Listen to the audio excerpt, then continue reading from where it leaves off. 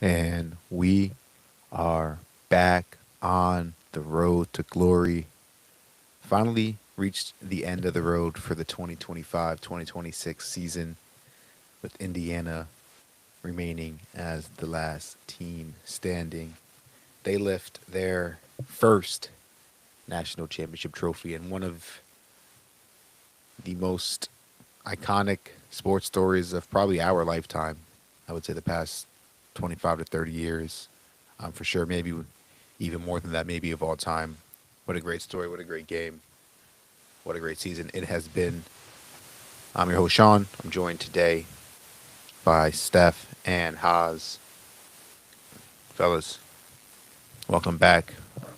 How was your weekend? How you guys feeling before we get into all the football that happened this past Monday night? The vibes are a little better now. You know, time heals all wounds, so you get a little bit over the playoff loss, and It's very wise. it, It's very wise.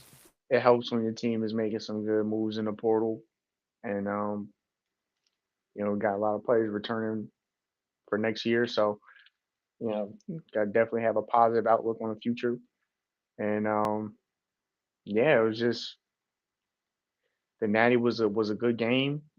It didn't disappoint. I mean, we got even though Miami's not a new brand in this sport, they haven't been at this stage in 20 years, over 20 years. And then Indiana has never been on this stage in the entire history of their program. I mean, they're the most losing team in the sports history. And, they were able to go 16-0 and really be one of in my opinion, the greatest turnaround that we've ever seen in sports history.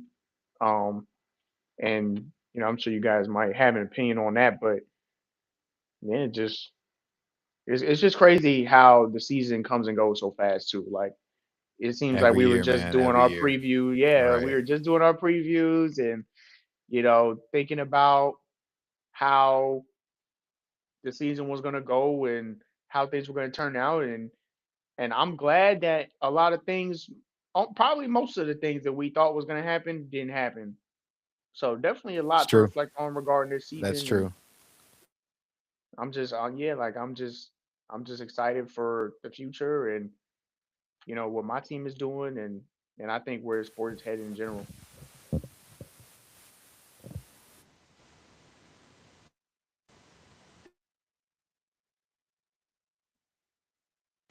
Yeah, man. I was muted. I was having some issues over here. My fault. But No worries. like Steph said, time heals all wounds. And as a Georgia fan, I can say that I feel much better after watching the Natty, knowing that Indiana probably would have beat us too.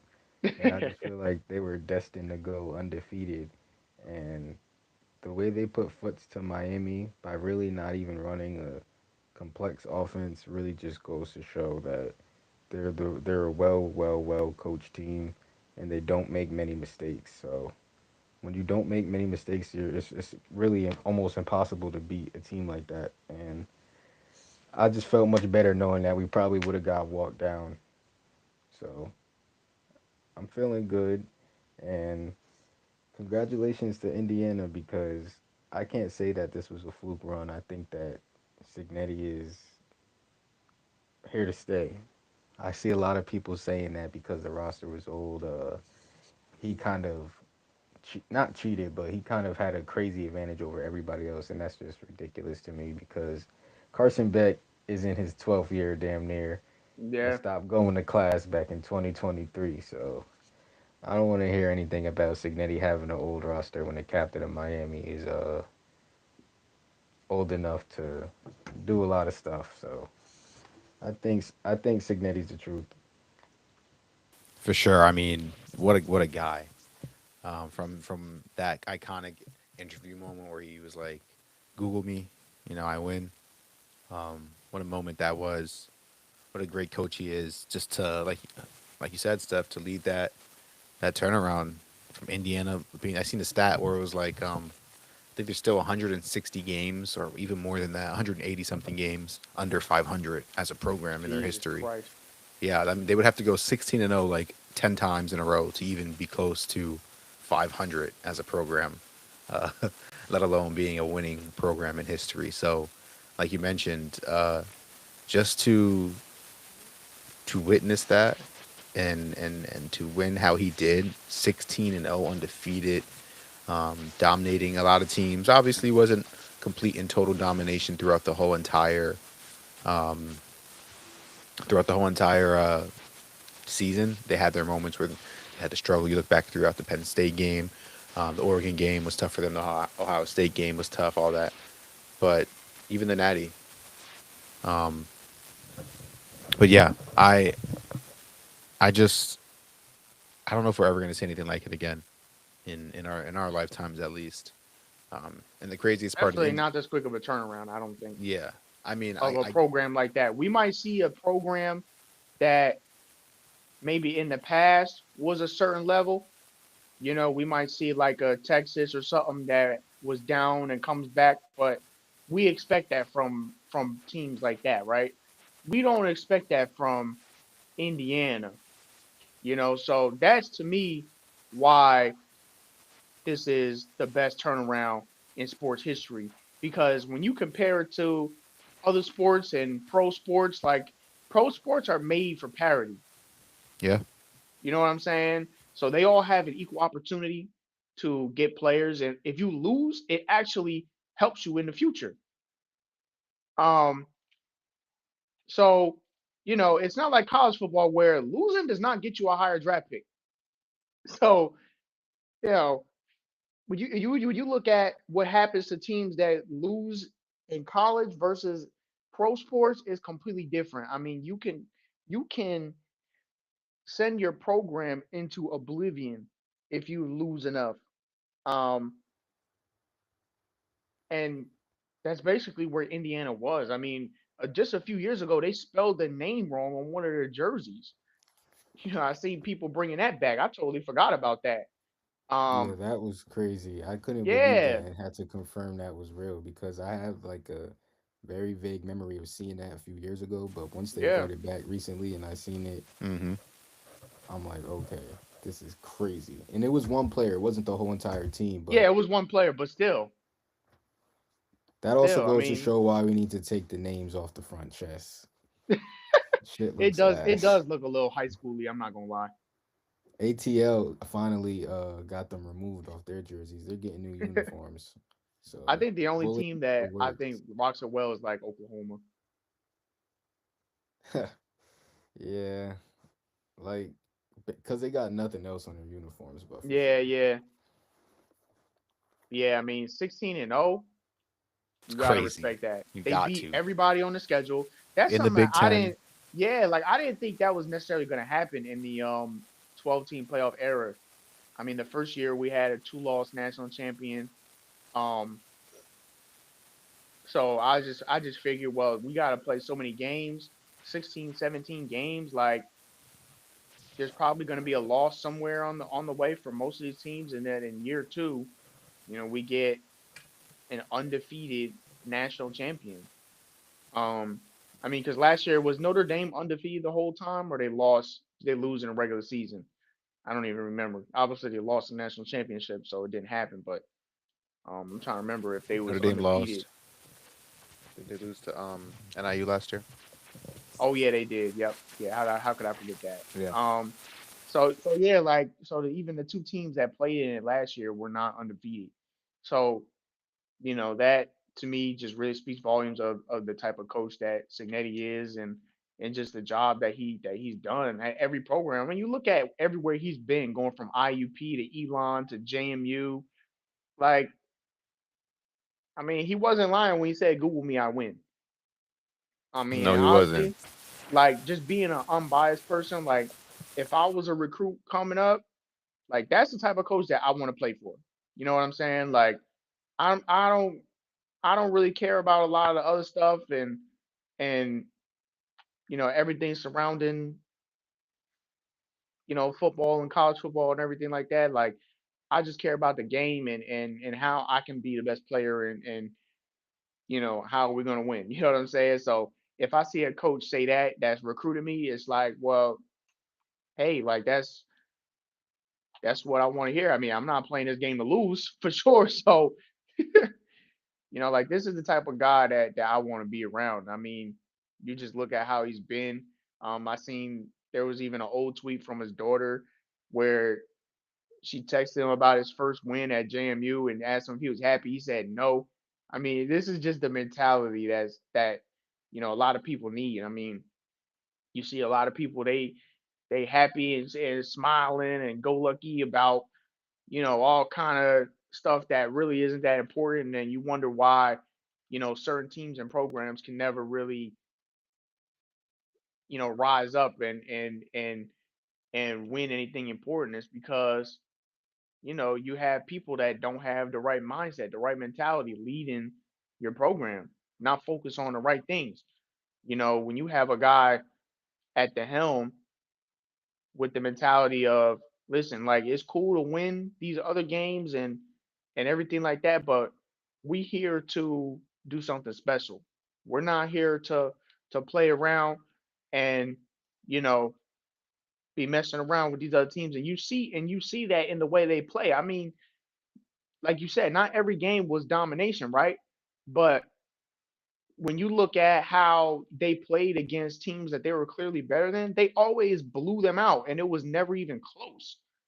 Um, and I think this team is going to be back next year. I'm not necessarily saying they're going to win the national championship again, but they're going to be a good team again. I mean, if you look at the moves that they made, For sure. they reloaded, man. This is not a program that's just gonna be here and it's gonna fade away. Like I think as long as Signetti is the coach, they're gonna be in the mix for, you know, national championships, playoffs. Like people gotta get used to Indiana um being there because we're just not used to it. We're used to certain logos and brands being the ones that are, in control of the championships. And I think we have to look at Indiana like in Ohio State, like in Alabama, like a Georgia, like teams that have an opportunity year after year to win the big one. And you know, we'll talk about the portal, I'm sure, but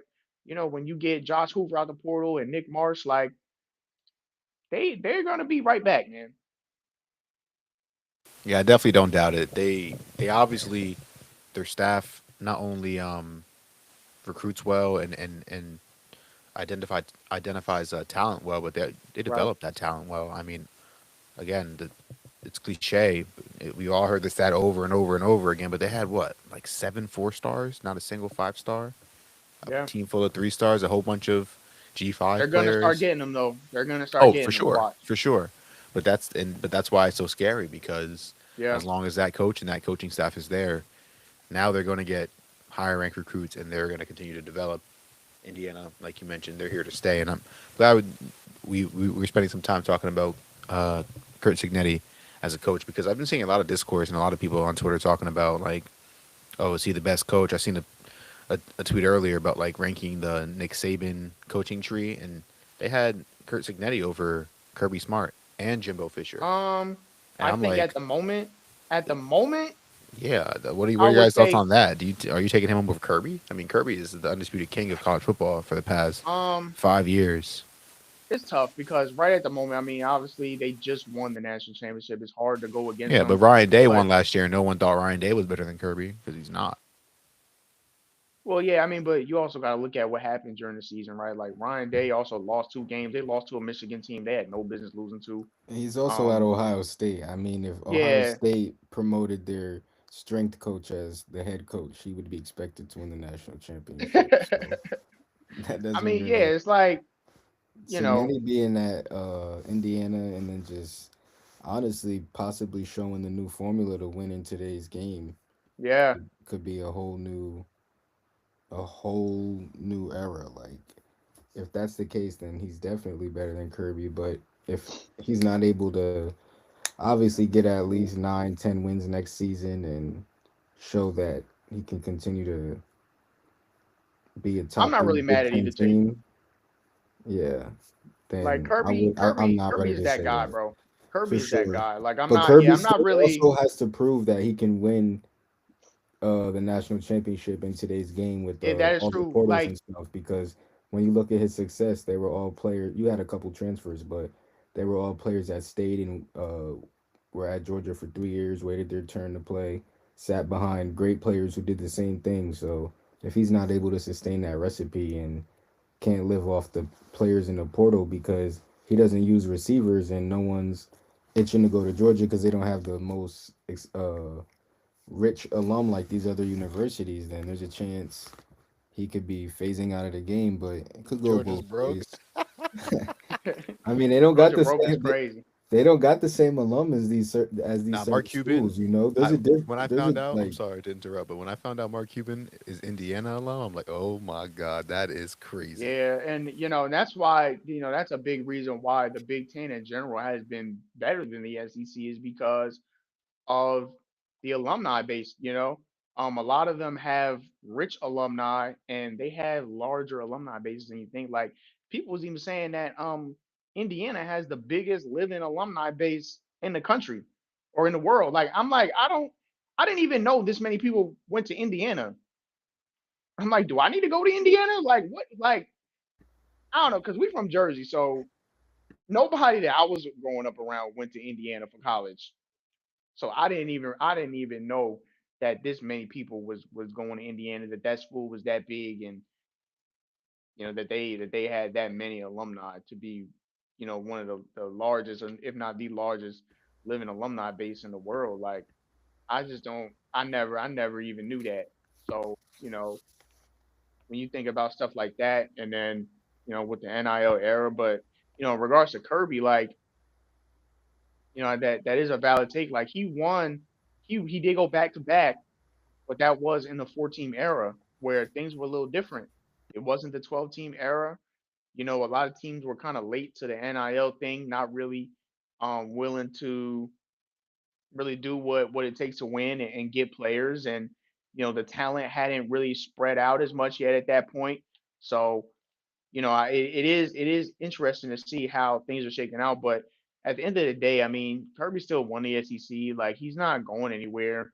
But my question is, what's Georgia gonna look like next year? Because it doesn't seem like they really made a lot of moves. Like, I mean, obviously we'll probably get into that more in a different episode, and Hassan could probably tell us like, because he gonna follow their roster more closely than I am. So you know, nah. What's crazy is that this year was the youngest roster Kirby's ever had, and he still right? won the SEC, which is great. So next year's squad should definitely be better. I mean, you're losing a couple captains on defense, but you have a lot of young guys expected to step up and fulfill the roles that were most important last year. Like in Zachariah Branch, they got a young player who played a couple games, but he didn't start or really get any burn because Zachariah got all the receptions. But Sokovie White, he's gonna be a dog, and I think that at receiver next year may be the year they finally show that all right, we're able to have a elite receiver core. Like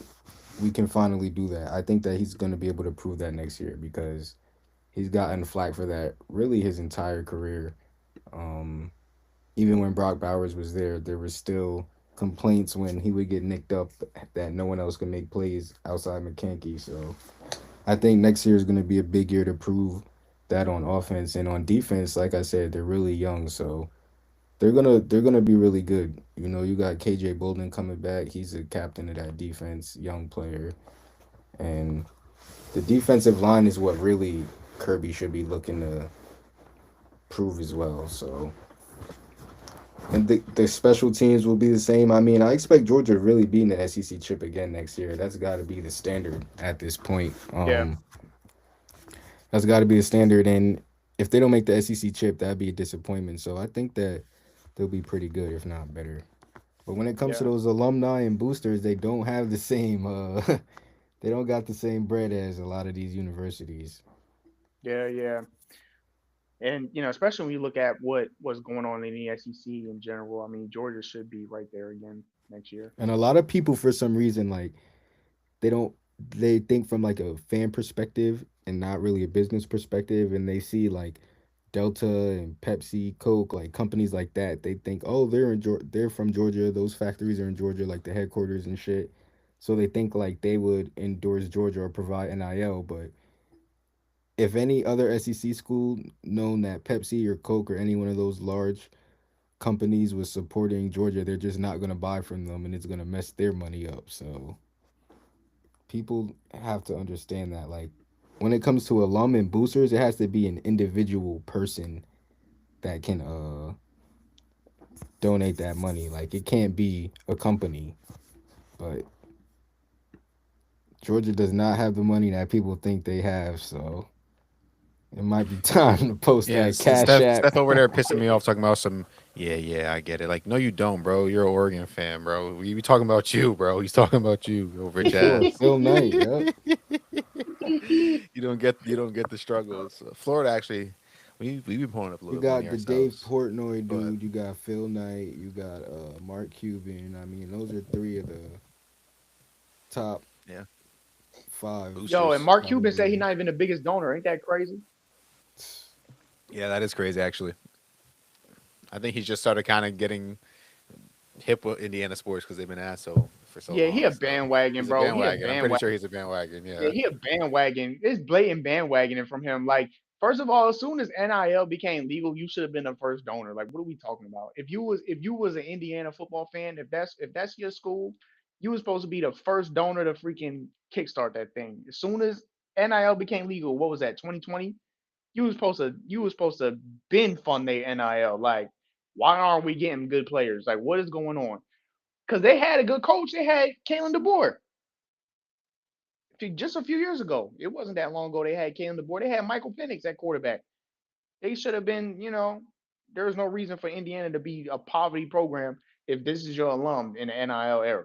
So you know, but that's in the past. Now they getting it going, and I guess it's even better now because they have an even better coach than back then, and a better team. And like I said before, they reloaded, man. I mean, it's gonna be interesting to see how things play out going forward.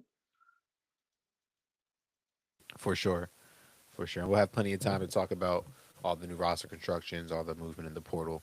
I mean, I'm just sorry to cut you off, No, Sway, go but ahead. I'm just looking at some of the donors, doing some research, and I didn't even know that the Phoenix Suns owner, Matt Ishbia, had the Okay. largest gift for Wow. Michigan State. He's an alum for there. So like the Big Ten loves to pity party, and SEC was only winning because they were giving people money. You guys were the main culprit. Da da da da.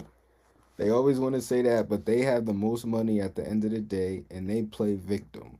Well, it wasn't Yeah. legal back then. That's the problem. Now that it's But it legal, wasn't just now the that SEC. everybody, now that everybody Clemson, can. Ohio State, Now, Michigan, like there are all these schools that were doing it, but well, I mean, those because were the like the SEC only was three though. It winning, was probably just Clemson, Ohio State, USC, and USC and Michigan. Texas, USC, USC, Texas, Notre Texas, Dame, the list Oklahoma. goes on. But it wasn't Indiana. Nah, it Now definitely Indiana wasn't. got money. Definitely wasn't Indiana. But that's crazy. It's true though. I mean, Nick Saban. I'm pretty sure he just went on a little rant about that the other day on TV, talking about how the North, without all the money, the players in the South would stay in the South. They all just go up north because of the money. Obviously, it's a little bit of tongue in cheek. I'm not saying that's the exact truth, or every situation is different, but it's true. Ever since the NIL restrictions have really been lifted, the Big Ten has ran 3 championships off in a row.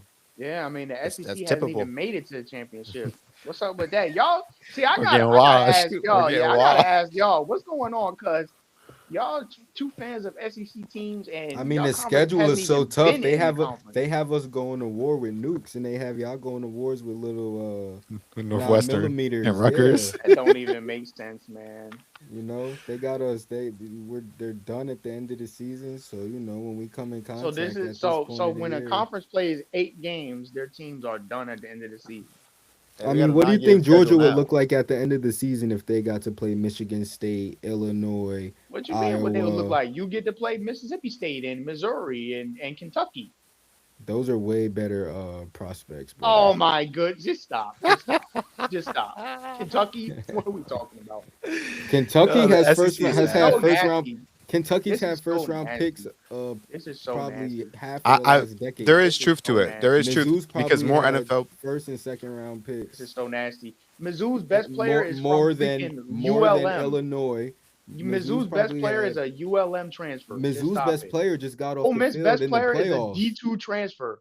Ole Mizzou's Miss best best player player is a just came D2 off the transfer. field, Luther Burden. I know you watch him play. Crucial part of the Bears offense in the past season. Who was Oh, Illinois this fielding? Don't get me wrong, I'm not saying they don't have prospects, but if you want to go like player for player, like full depth on each roster, the SEC wipes every conference when it then comes to why depth, aren't and that's they? just Then why because of don't they make region. it to the Natty? Then why I don't mean, they it's make been it a to the couple Natty? years. It's been a couple years. You It's can't win been them three. all.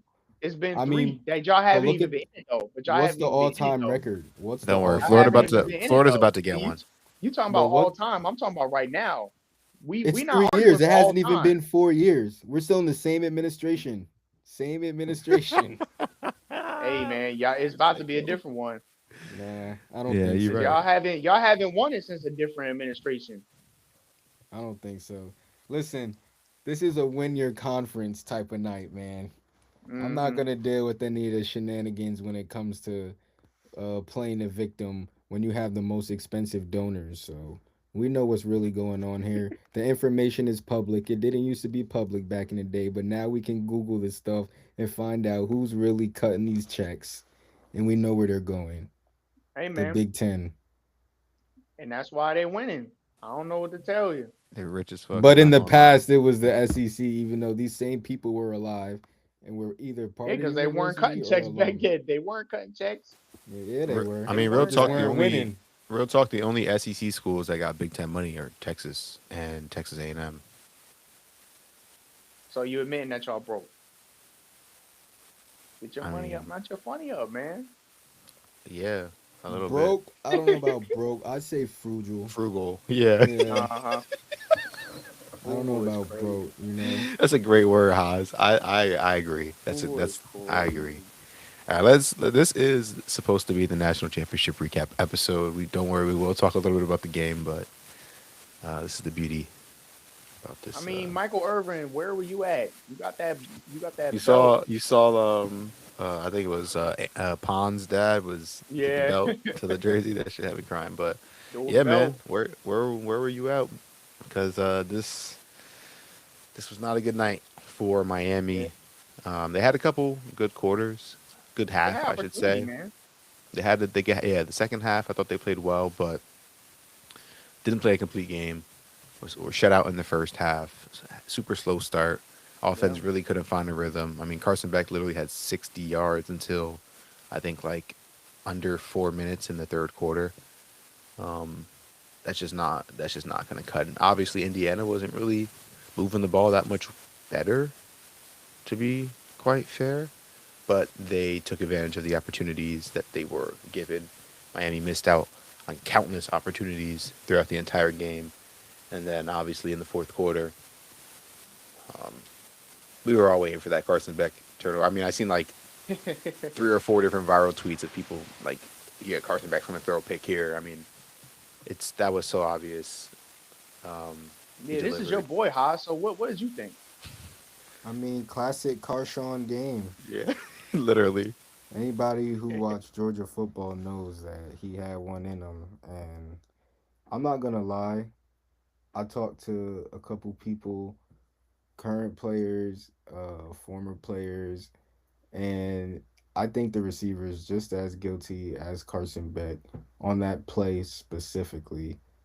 Uh, in addition to the coach, football is a huge team sport, so it's a group effort whenever there's failure, and that receiver getting off with an inside release on like a go route is just not smart, especially versus that defense. And then Carson Beck, his accuracy for him to be how old he is abysmal.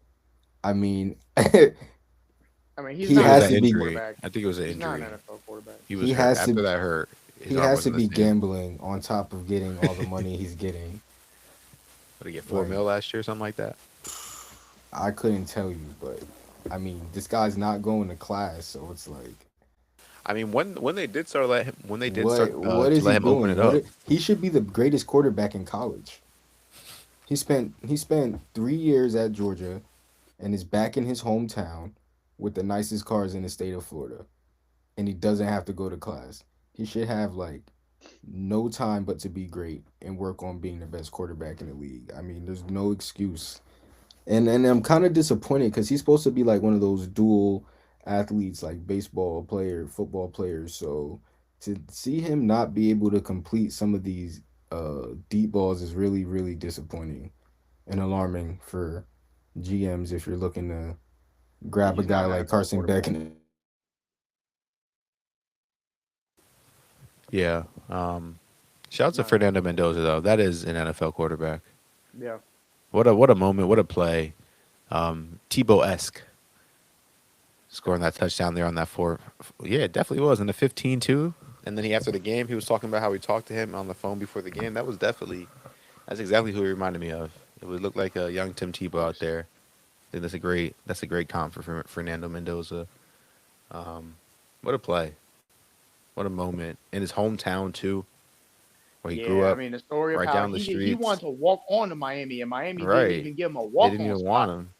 That's crazy. I mean, at the same time, that's credit to him, right? Like, it wasn't personal, probably. I mean, he was a 2 star. It wasn't like he was some highly like he probably wasn't at the time maybe deserving of the spot they thought, but he really worked hard. He went out to somewhere where they wanted him, where they valued him, where and he put in work. He got developed, and now he's a national champion and a Heisman with a super iconic play, super iconic moment to help lead his team to a victory in a very close game. And I mean, he was getting hit all game long. I mean, Indiana's offensive line, you from the go, you could see they were at a severe disadvantage. I mean, Mesidor, Bain, those boys were eating, and they were in the backfield all night long. It was insane.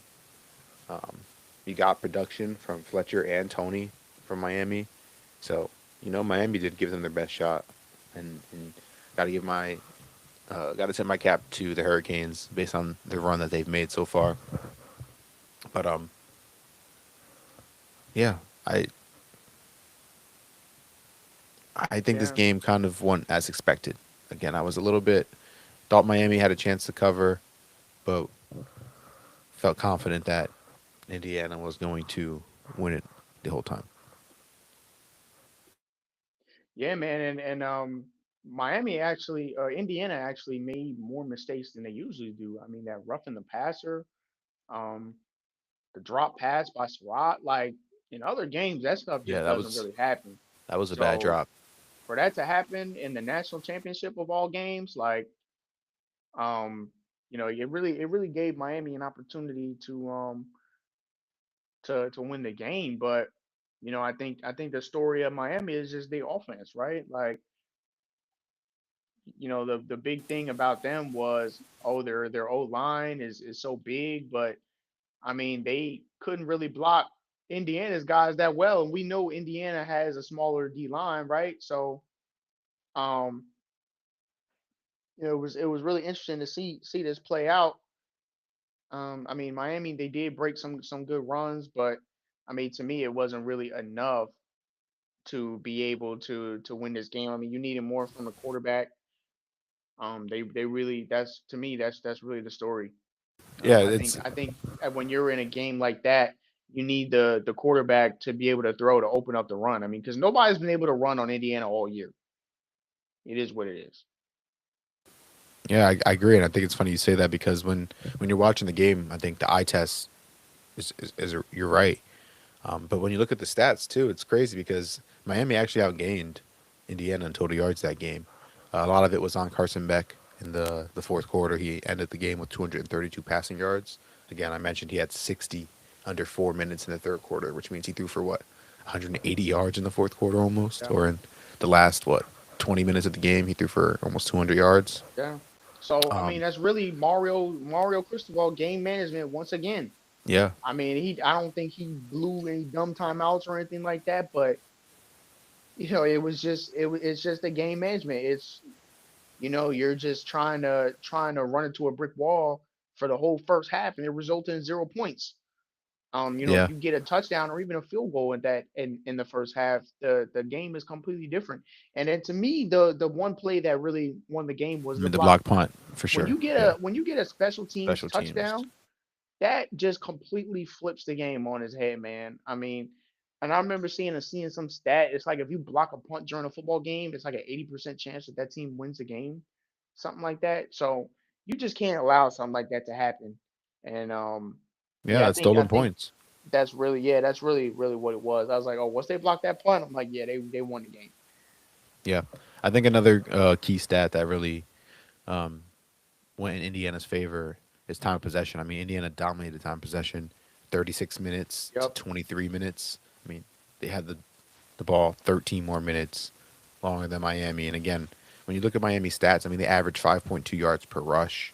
Again, Carson Beck, when they finally let him start to throw the ball, he threw for 200 yards in 20 minutes of the final 20 minutes of the game, right? So it feels like maybe if Miami had the ball more and was able to, get into more of their offense, they could have done some things. Because again, Mark Fletcher ended with over 100 yards. Malachi Tony over 100 yards and a touchdown. Yeah. Mark Fletcher 2 touchdowns. So it feels like Indiana knew that, like you mentioned, their D line wasn't going to be able to stop Miami all night long.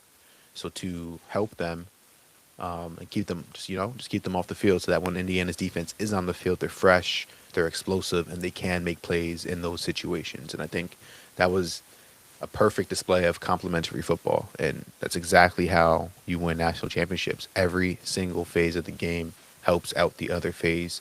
Your special teams helps out with field position, keeps you in good field position all night, and they even scored points for you. Your offense kept your defense off the field, kept them fresh, and your defense kept your offense with the ball and kept the score low. So your offense didn't have to do too much. Like it was just a great display of football, and it's obvious why Indiana is 16-0. Cignetti is a demon. He's a great head coach. Oz, you back? Yeah, You back man. with us? Yes, sir. Welcome back. Welcome back. All right. What were we gonna say anything, Steph? No. Yeah.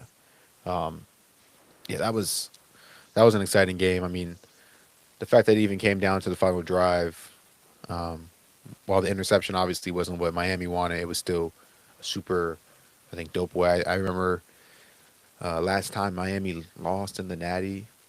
Sharp, I think, is the kid that got the interception. I think I saw his father or his uncle or something like that got an interception against Miami in the Natty the last time they played. So a little full circle moment for him and his family.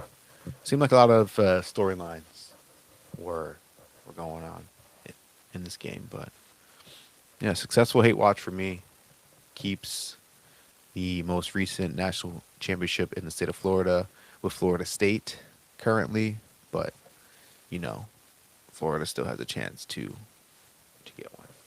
Now that Miami didn't get one, so it feels good. That would have set us back. That would have set us back. Although I think Miami's not going to get Darian Mensah. There's some whole crazy stuff going on with him and the being entered into the portal, but there's a restraining order, and we're going to talk all about that next week. But college football is in a crazy state right now. Yeah, man. A lot of teams is getting left behind. I love it Yeah. though.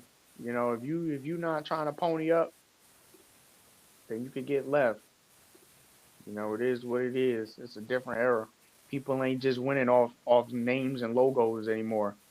You really gotta hire the right coaches, have buy-in from the school.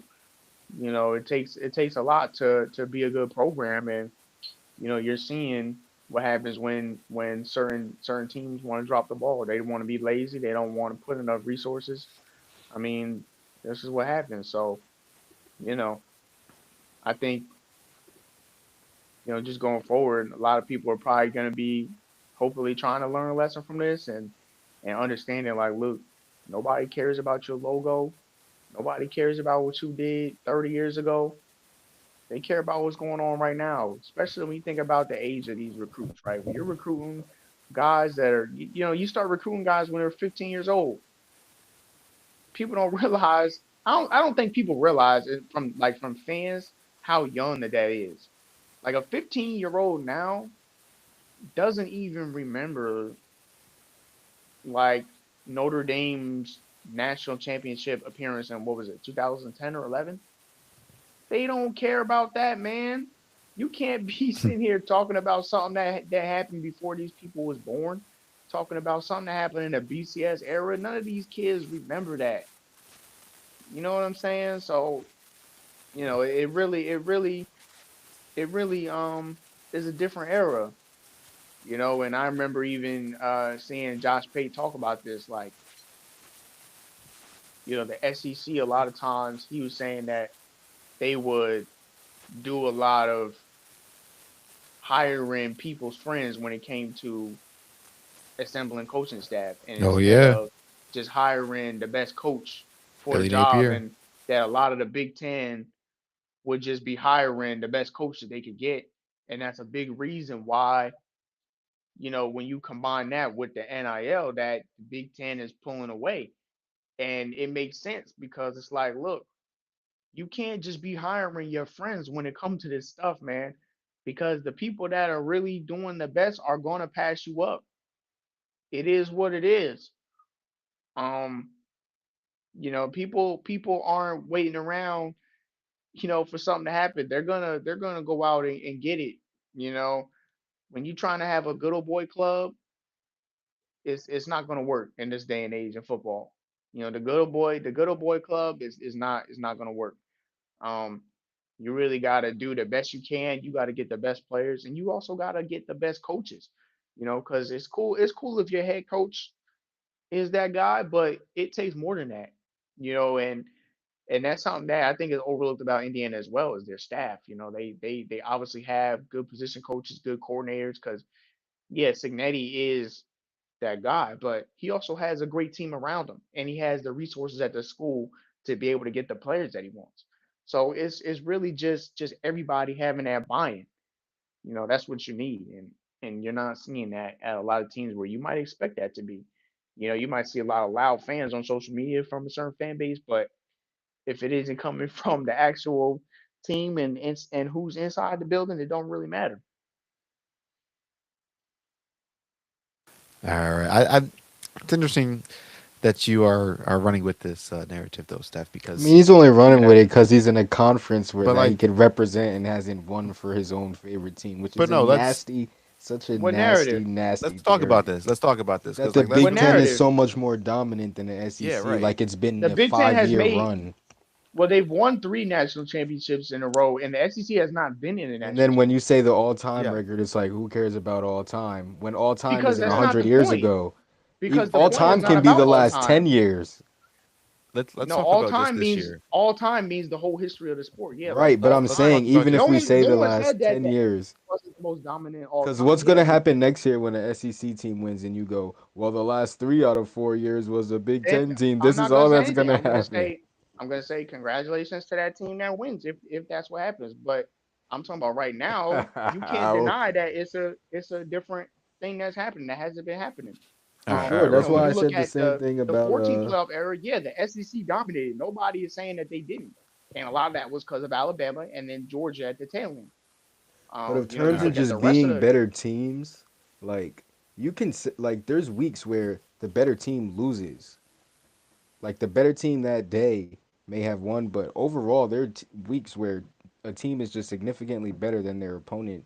They have way more depth, they have better coaching, but they just lost that week. And I'm not saying that's obviously any time a SEC team loses. There's plenty of Big Ten teams that'll knock off SEC teams, bottom tier SEC teams, any day of the oh my week. goodness. So I'm just saying Um, that, like, Dude, Alabama was an embarrassment in the playoffs. Like, what are we even talking and about? Alabama's a bad football They team. I'm shouldn't not have talking even been. about They shouldn't have Alabama. even been. They shouldn't have even been. Even Oklahoma, and you got your clown ass commissioner up didn't there saying, Oklahoma's "Oh, Oregon not real didn't we SEC. should You're have Oregon lose name had, by you're 30? naming we should have had Oklahoma's seven a teams fake in the SEC playoffs." Like, team. what are you even talking Like about? Oh, we should Oklahoma's have just a had seven bad teams. look. Like, why? Like, Oklahoma's but this is and why. Texas are not real SEC But then diamonds. y'all Those get are mad fake when SEC people diamonds. want to say the SEC is down because this is the stuff that comes from y'all. First of all, y'all root for other teams in y'all conference, which is so nasty. I don't root for nobody in You my do. conference. You're defending the No, Big I didn't. Ten like it's the I'm not I'm not greatest defend. thing I'm not. since First of all, I sliced didn't. bread, and Oregon hasn't won its own championship. But you're defending the Big Ten as if they're I'm not this. defending the Big Ten. I'm saying a fact that the Big Ten has won 3 national championships in a row. That a Big Ten team has won 3 national championships in a row, and the SEC has not made it to the Let's national talk about championship. these teams though that All are right, winning yeah, the yeah. Wait, national championship. can I Let's talk interject real about how quick? trash that Michigan team was, and they had to let Georgia out because they definitely would have smoked that team. That Michigan team was not great. That was a very average Michigan team, and this Indiana team is cool. But when you compare them to these other teams in the past, like it's not like Well, they're in putting the past, together. you were able to hold more depth. You were able to hoard more depth in the past. So Like that's more of my argument I'm now. I not saying still that think there's more depth. I'm not It's saying that just a Indiana's matter better of. than 2021 Georgia. Don't get me wrong. 2021 Georgia is one of the best teams in our lifetime. I'm not But saying even they some of better the than recent past Bama teams. teams, there are What recent recent Bama Bama teams teams? before Georgia that The were only good one was 2020. 2020 was nice. Even with That's it. Not 2021, 22. That Bama was going down at that point. It was 2019, 2020 was the last of Bama being Bama. but If you still, really I want don't to get even into it. count Oklahoma and Texas as real SEC teams, so I'm not really looking at them. But if you So want you're to count basically them, just Alabama and Georgia is I'm only basically speaking for because my squad. I keep yeah, it a because whole, that's it. Yeah, because that's it. Then because there's nobody But I else that's still really know, been in but I still watch my squad every week and who they play. So I know like the teams they play are not scrubs. I mean, it's if they were scrubs, they'd be putting up I'm 50 not on saying them. they scrubs. I never said they were scrubs. I'm just saying that the conference has been down and hasn't been as dominant. That's That's all a I'm not fact, even, and that's a first of all, fact. I I agree. don't think that I don't Can think I the let SEC. me interrupt? Let me interrupt because It that's hasn't not a been as fact. Wait, that's dominant. not a fact. Wait, Well, wait. I'll Let me agree speak. they Let me haven't speak. been as dominant, but I will say, uh, it's they're down to their standard. I mean, they haven't won a championship, so So, so to close out the season, the final top 25 rankings, Stop. the SEC has 7 teams. The Big Ten has 6. The SEC also has 4 of the top 10, which leads all conferences. Bro. Indiana's 1. If Alabama, you already know that that It's is BS because how's its order of Alabama, finish? Its order of finish. bro, Indiana is first. Alabama, Miami is 2. Ole Miss is 3. Oregon's 4. Ohio State's 5. Georgia's 6. Tech is 7. A&M is 8. Alabama's 9. Um, Alabama being in the top 10 already tells you that that is Bro, but you're nonsense. saying that you're saying Alabama is so trash because they got blown out. Oregon lost by 30 points in the playoffs. You guys got we Bro, don't smoked. talk about Alabama, that, and we don't You talk Alabama guys about looked shouldn't that. have And it even worse wasn't than been in just the this Bama. playoffs. year. It wasn't just this You year. guys just got Alabama It shouldn't wasn't even just been in this the twice. You year. playoffs. guys got bent over and spanked with a belt on national television, booty butt naked. Bro, So your like that's team just lost not. to South But Florida, so that's not a you good shouldn't argument even to talk why a about team is any bad. postseason play. You should be It banned doesn't from matter. talking about That's not the postseason. argument. The argument is that the conferences, both of these are the 2 top conferences. The Big Ten has won Big the Ten is national better. championship 3 times in a row, I but never that doesn't said the mean the Big Ten SEC is was better. worse than the ACC or the Big 12. Nobody said that because that's not true. That's No, just a no, lie. I didn't say that. I'm not even arguing for saying that the SEC But is I better than think the I Big think Ten, you're taking but I'm 3 years saying as that like 30 years. Like the if Big the 10 is Big not Ten far and won away the better. last, But we've never seen something like this happen before, have we? Because in the 14 playoff era, it was SEC basically every year. For sure. For sure. Like we've never I seen anything like this before. I agree. Yeah, I'm not arguing that. That's I was why it's just a big saying that deal.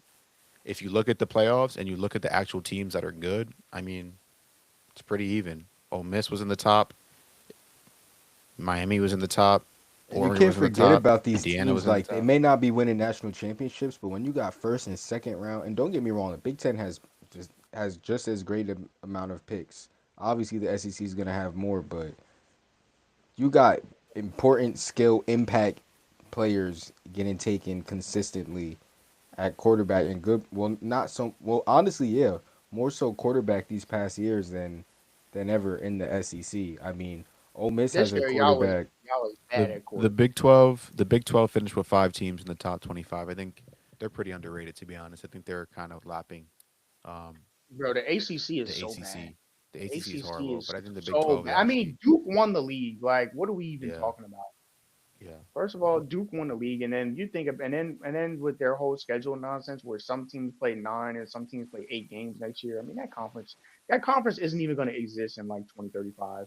Like they're about to collapse. They're going to exist in some form, but they're not going to be like the ACC that we know. You know what I'm saying? Yeah, They're running that conference into the ground, man. I mean, and it's it's sad going to to be see the big because three, and then yeah, it's sad to see eventually the Big because 12 is the going to fall ACC. off. It's sad to see because the ACC. You know, we've seen them win national championships. Like when you look at Yeah, Florida I State mean and them, Miami like was just in the national championship, so right, right. It's like, yo, the way this conference is going down, it's just sad. yeah. Um, but yeah, just overall reflection of the season, like you mentioned, Steph. I think a lot of teams, a lot of players that we thought could be good or could be bad. Well, it was the opposite, right? I mean, the first thing that comes to mind is Texas, and how they Flop. underachieved. Florida is another team that super flopped, underachieved. Auburn, Auburn, um, Penn State. Michigan, Penn State. Yeah. I don't think Michigan really. I think Michigan was about what Well, I expected I could think personally. the Come fiasco. I think on. the fiasco at Michigan the had the end. #1 quarterback. Yeah, yeah. See, but Michigan. why? See, Come I don't on care about now. number one, but Oh my see, goodness. I don't expect a true freshman quarterback to like magically Why just be. not? This is the era of one and done. What are you talking This is about? the new expectation. There is no, you know, He's not one one year. and done. He's a true freshman. But I'm saying in 1 year you're expected to win it all. This isn't the era anymore where you are expected to win the national title I in, don't or expect anybody to win it all in 1 year. if not win it all, then at least make the playoffs. I mean, it's a 12-team playoff now, and if you're I playing didn't at expect any school in a I mean, but major they were 7 and conference, 5 you last have an year. Like I was opportunity. like, my thing was like, if they win 9 games, that's a success. I felt like personally, And look how they that was won my these games. They weren't. They look bad. This the quarter. I'm blanking right now, but he wasn't even throwing for over 180 yards a week. yeah. No, I get that, but but when you look at Michigan's team and personnel, it's like, yeah, duh, they don't have any good wide receivers. They didn't really have any good players on offense besides Justice Haynes. Like I didn't expect them to do much And because they I didn't have know that many good players when they won the national championship. And they played a lot of bad they had teams that way better year. they had way better players when they won the Natty and better coaching for sure. And they probably had the best O line in the country. That's not. It's just crazy. It's just crazy to me how these nasty ass championships that Ohio State and Michigan have won. They've been I love fluke how it's a natties. nasty championship It is a because nasty championship. the It team that really you is. didn't think was gonna win won it. Now I it's give nasty. Ohio State their little fluke natty. I'll give them that fluke natty. I can. Everything is a fluke when it's not your team winning. That's just how But it that be. I Michigan just team, want I the audience to hear the nonsense that I have to deal with on a daily basis from these two. Because that this is what Michigan happens. Look, team was if it's not trash. his Let team Haas speak winning, for Look at himself. JJ Let Haas speak for McCarthy. himself, bro. if it's Look at not his JJ team McCarthy. winning, it's a Mickey Mouse natty. Look at JJ That's just what's McCarthy. going on. Does JJ McCarthy look like the #1 quarterback to you? Does he No. look like he can win a Super Nah. Bowl? Does he He was look probably the competent? worst quarterback to win a national championship. I would say that for sure. Thank you. He was the worst. He was he I probably rest was my the worst. case. But the team strength was not obviously not the quarterback. It was the O line. It was the run game. Yeah, that's It what was it a was. run game, and that's like That's what it was. definitely one of the most forgettable rosters. All right, all right, all right. Y'all got anything else y'all want to get into, or y'all want to just transition this to the clown of the week? Um, do I even have a clown of the week? Let me think. How you got a clown of the week or no? I might have a clown of the week. Let me go through my documents. My documents. Lord have mercy. I mean, but what about this whole Duke situation? This Darian Mensah situation. That's clown of the week worthy. Sure. Yeah, let me play the music. We can talk about it.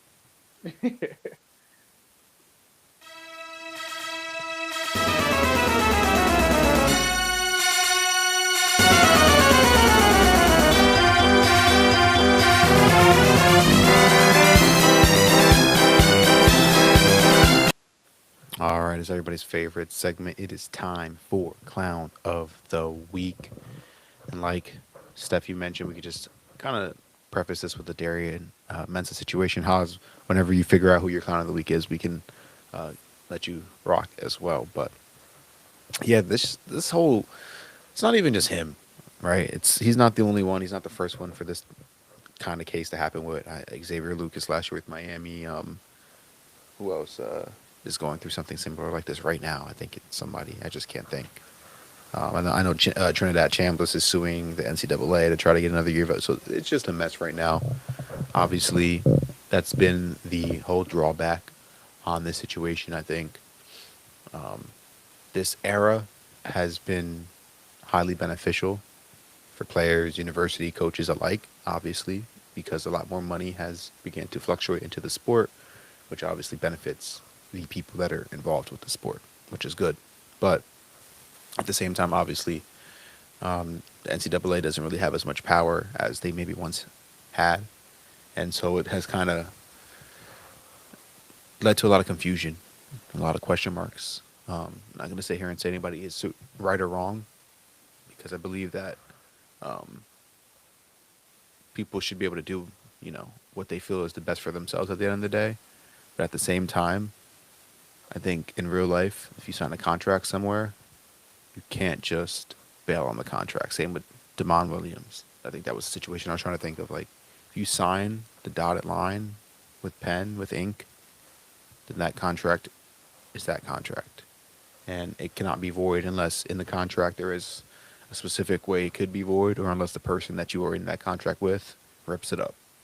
And that's that. This whole trying to run to the courts and do this and that and put a restraining order on it's stupid, and it just makes you look like a clown, to be honest. And makes, like, I know some people in the locker room, obviously people that are close to him and people that were close to Devon Williams, people that are close to people in these situations.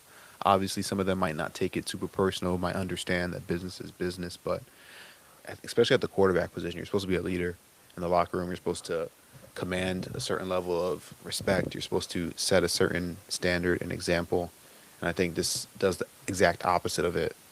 But again, is Darren Mensah an NFL quarterback? I don't know. The offer on the table I heard from Duke is like 2-year contract, $4 million per year.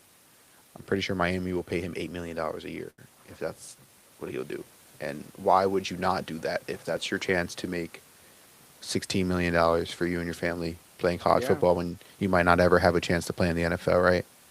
But at the Well, I same think I time, think he's gonna have a shot, but I agree yeah. with you. Like, and you also But gotta think morally, it's weird. he's going to a better team. Hmm. For I sure. Hey, he mean, wants in to terms win. of Yeah, Duke football, sucks. yeah, like in terms of football, like it's a no-brainer decision. But I get what you're saying as well about the contracts. But the problem is, this is going to happen as long as these athletes are not distinguished as employees, because at the end of the day, it's an NIL deal and not an employment contract. True. So when you're signing for name, image, and likeness, it doesn't bind you to stay at so and so school. Um, and Good obviously point. they put things Good in the point. contract to be able to keep him in place. I mean, the same thing with the Demond Williams, because with that situation with whatever team that took him having to you know pay A buyout buyout or money something. Yeah. and give Washington some of their revenue share. And you're seeing the same thing with the Darian Mensah situation where um I think he's in the portal, but he's not allowed to enroll at another school or go to another school. I mean, it's just a mess right now. And I think that Duke is fighting this, but I think as long as they're not designated as employees, they're going to lose in court. And I think they're trying to put up a fight, but I think in terms of this situation, I think they're going to lose. But I also think it's important though for something like this to happen so that everybody can understand what the rules are and everybody can move accordingly in the future. So I think even if Duke knows they're fighting a losing battle, I think that this situation is important for the future of this sport. Um, because it's gonna tell us a lot about what people can do and can't do. Because we've seen this is the second time this is happening in the offseason, where obviously the Demond Williams situation was linked to LSU, and this is linked to Miami, because they're coming out of nowhere with a crazy offer because of their quarterback situation, and they're realizing, well, we don't have a quarterback, and we need to have somebody for next year, and obviously Miami isn't even they don't even seem like they're recruiting high school quarterbacks, and um, you know, this just seems to be their strategy. So when you look at what's going on and everything that's happening, um, I think that this is going to be something that potentially changes the landscape of the sport going forward. But it's just a mess, man. I mean, I don't. I think in the end, we'll see Darren Mensa in a Miami uniform, um, next season. Yeah, it'll be interesting to see how the saga plays out and to see how this precedent continues to um, set for It's players just moving so forward. weird Go to ahead, me Austin. how like the universities obviously they're suing for financial reasons, but after that, just let the guy go. I mean, Swank, you know what Mike Tomlin said best. He said he wants volunteers, not Nah, hostages. hostages. Yeah, Yeah, that's real. that's So a I valid really, point. I That's a really don't valid point. understand why you Yep. would want the leader of your team to knowing that he wants to leave or doesn't want to be there. I mean, there shouldn't even be a discussion about whether this guy should be on the team if you're a coach or GM or whatever you are, the university. But that's just ridiculous to me. I think Yeah, after that's a they get their valid money point. back, they might as well just let him go, or there has to be some type of law or something set to where a new school can just do a buyout or something like that. Because at this point, they might as well start taking as many rules and laws they can from the NFL because it's becoming minor league sports when it comes Yeah, to and I mean, NIL and when you look contracts. at the Demond Williams situation, like now he has to go back, and everybody on that team knows that he don't want to be there.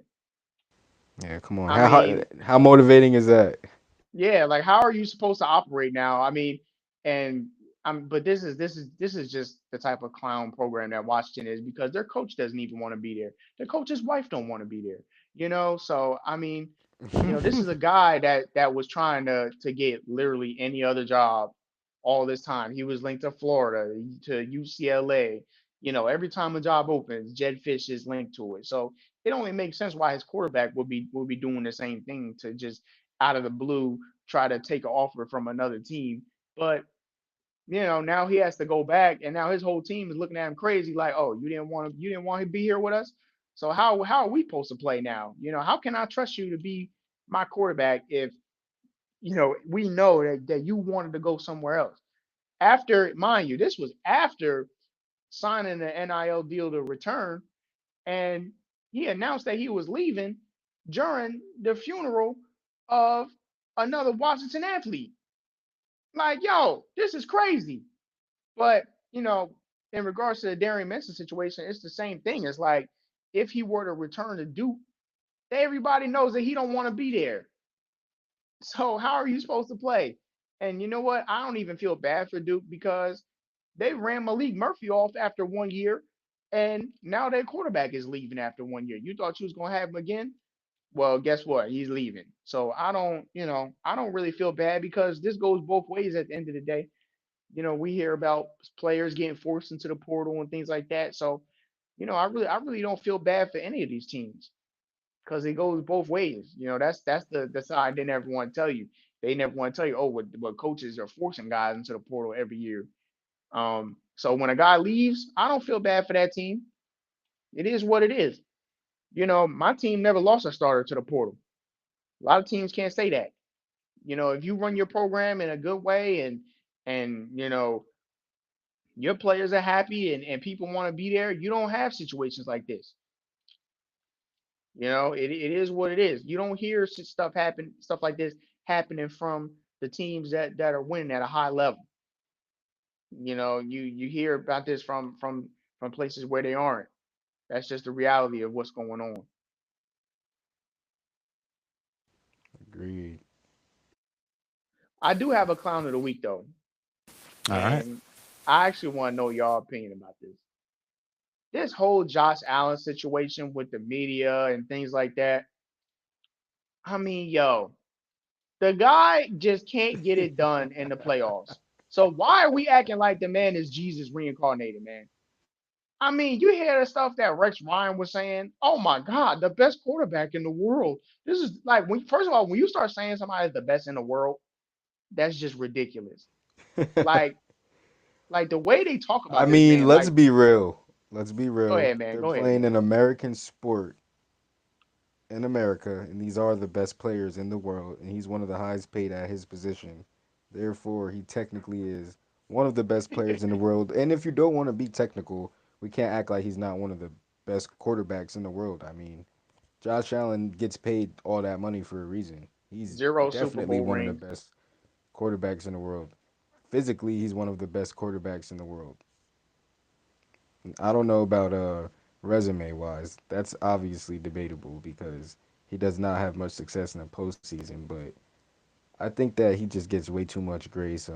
I think him being a really good person makes it hard for mainstream media to bash him. You know, I really feel like that's what it is. I think he doesn't have that outside of in the game. He doesn't really have that moxie where you want to say anything bad about him if you're mainstream media because not only does he have the complexion for the connection, but he's on a small market team like Buffalo. And I think that he hasn't missed any starts his whole career. He kind of does all the right things in terms of speaking to the media. So the NFL really looks at him as their as a second face of the as a like good face of the league, and Mahomes is kind of like the bad guy of the league. That's kind of how I look at how they paint I'm the glad you brought NFL. up connection because, I actually saw a tweet today about not just a complexion, but an actual connection where they pointed out that everybody on this TV show was repped by the same agent as Josh Allen.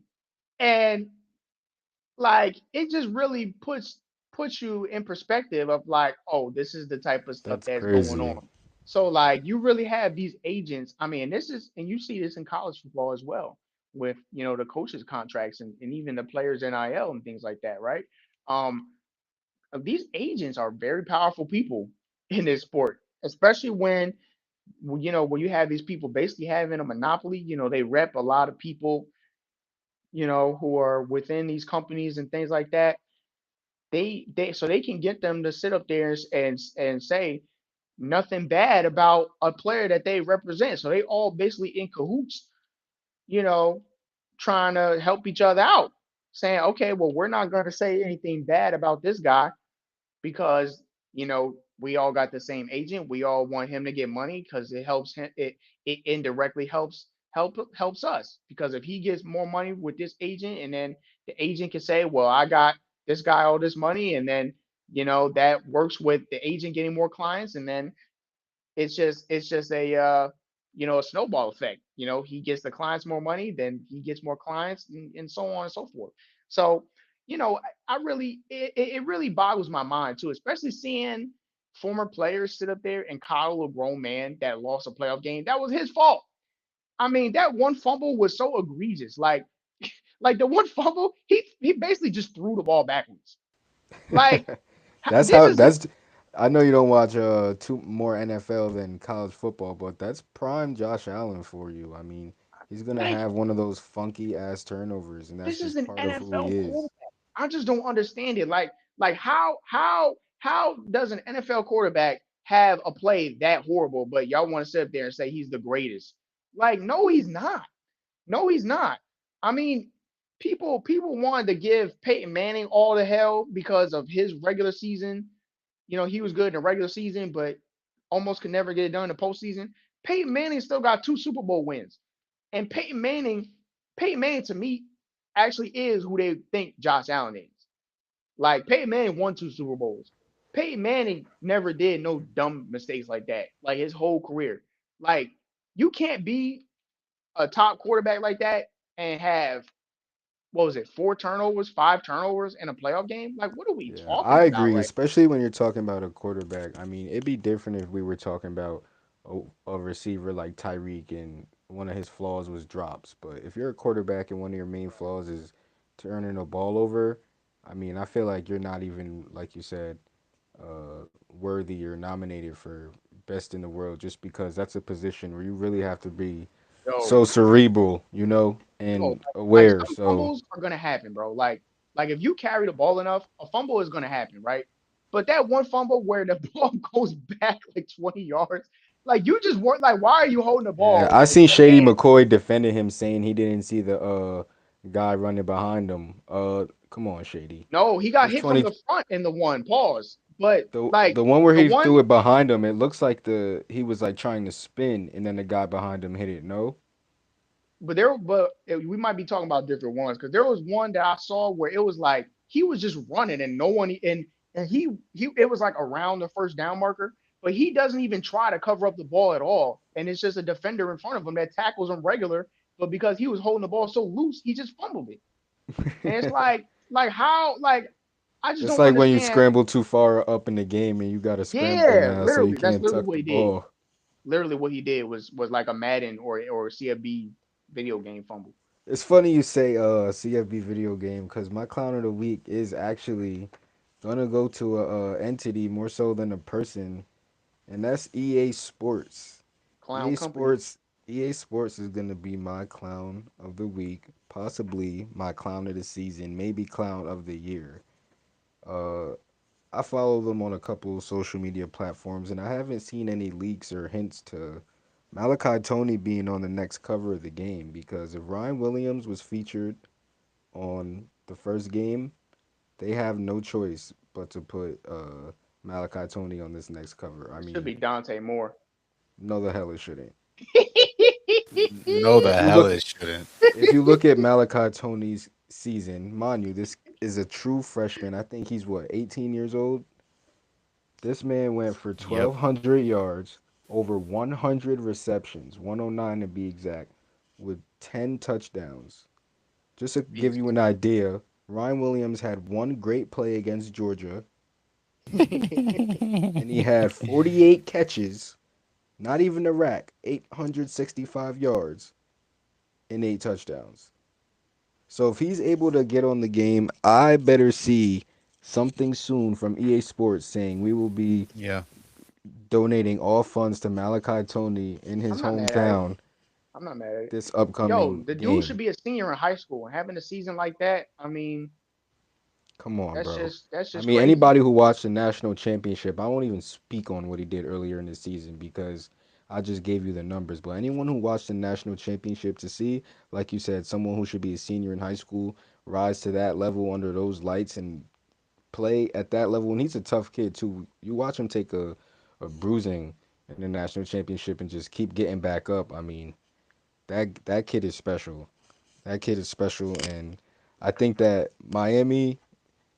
Miami's gonna have to do a lot, not to keep him, but they're gonna have to do a lot to make sure the offense runs to him because that's a special player. They will. They'll definitely have a better quarterback if they get Mensa. I mean, they'll get somebody that they can actually lean on throwing the ball. I mean, it'll be closer to a Cam Ward type of situation. I'm not saying that Mensa is as good as Cam Ward. I don't think he is, but he's definitely a better thrower of the football than Carson Beck. So they if they get him, I mean Miami's gonna be right back in the mix next year. But Ryan Williams was a crazy flop this year. I mean, I think Alabama's just going down, man. I'm gonna be honest. I don't. I had higher expectations with them under DeBoer just because of what he did at Washington, but I'm really starting to think that Penix saved that man's life.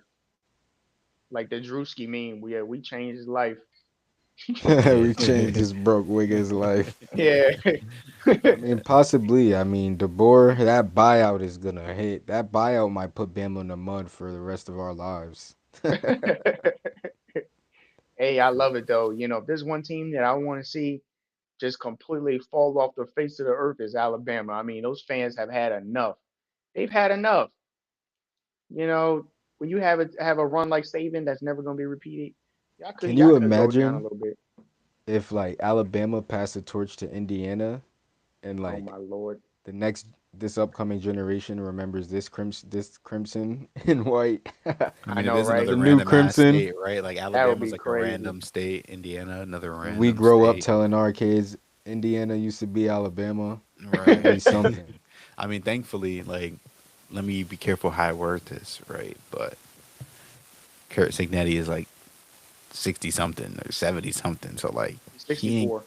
he's 64. So he ain't coaching that much longer. But I I don't mean know. That's pretty Pete young, Carroll. no? No, Pete Carroll's outside. Um, Pete Carroll's he could outside. he could Not get young, but he got he could another. get 10 he could Yeah, get I 10 was more gonna years, say bro. another decade for sure. Yeah, He already won maybe. a natty. Like he he's done everything that you could possibly do. You know what I'm saying?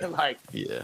Yeah, As but far as being at the top of the sport, like the only thing that he hasn't done is just like go back to back and win multiple. But Create a dynasty technically, but yeah, which would be crazy, and I think it would be dope for Signetti to elevate his former relationships in D2 and even JUCOs and stuff, and just try and get those guys and players, of course, to really get to these bigger schools and make a name for themselves and just keep that tradition alive. That'd be huge. I think that Signetti's special for sure. I had for sure. a really short clown of the week just to Go ahead. sprinkle it in there because there's certain people who I think just get flown under the radar. But I'm gonna give my clown of the week to Northwestern University for still employing Chip Kelly. He's still on payroll. I thought that was a prank last month, but it's not. Not last month, a few months ago, but it's not. And he's still on payroll, and I don't know how this guy still has a job. I mean, the fact that he's allowed to go into people's home and try and recruit their kids is crazy to me. I mean, he this doesn't guy like doing that though. That's why he's at Northwestern. this guy's an absolute fraud, man. I don't even know how he got an offensive position in Northwestern. I didn't even know Northwestern played offense, but it's just crazy to me that this guy still has a job, especially in the Big Ten. I mean, to go from the worst team in the Big Ten in UCLA to the second worst team in Northwestern is Well, hilarious. he just won a He low key championship got a as a promotion. OC. He just won the championship as OC. It's crazy. I mean, he didn't that. Are we giving him credit for that? For real? Yeah, I mean At he was O calling State, plays. He was calling the plays. was a quarterback coach calling the plays, or some of the analysts calling the play? Not calling the Nah, he plays, was but were calling the they the plays. ones putting in most of the work throughout the week? And is he just calling the plays because he knows the rhythm Nah, of the offense? Like, he was calling the plays, bro. He would design.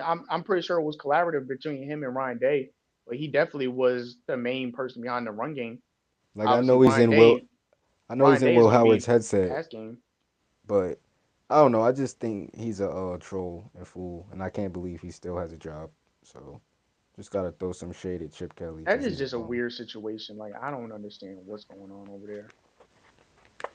But I'm glad you said EA is clowning week two because I mean they that company just ruins every franchise. This is I'm not even gonna really get into it because it don't got to do with football, but that company ruins every gaming franchise that they get their hands on.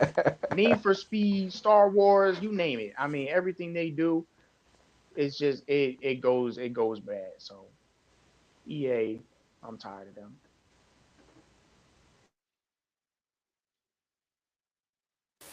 All right, then. I think we will close it out here. What a season it has been.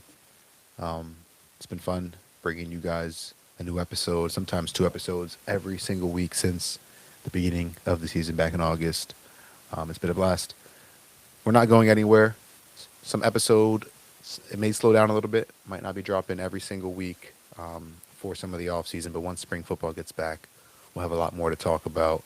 That'll bring us right into the summer, and we'll get back into preview season, tier list season, all that good stuff. So we will be we will be back next week for sure, or within the next couple of weeks. Talk about the transfer portal. We'll do some maybe superlatives. Talk about like who we'd give best teams, best players, all that good stuff to. Um, just to finally put a ribbon on the 2025-2026 season, and then we'll move on from there. So make sure you guys are subscribed to whatever podcast platform you're listening to this on, whether that's Apple Podcasts, Spotify, even on YouTube. We're available where we live stream this as well. So you guys are notified and updated every single time that we go live, we post a new episode, so that you guys can hang out with us. The road to glory, it does reset now that Indiana's the championship. Every team gets to take their place at the start line, and start the race to the finish line for that 2026 championship. So it should be fun. Or 2027 championship, I guess I should say. Should be fun. And yeah. Anything else you guys want to close out with before we peace? Go Ducks, man. We gonna be right back in the mix. Don't worry. Nah, man. Screw them Ducks, go Dogs. Shout out to Adidas for first ever national championship matchup. Many more to come, man.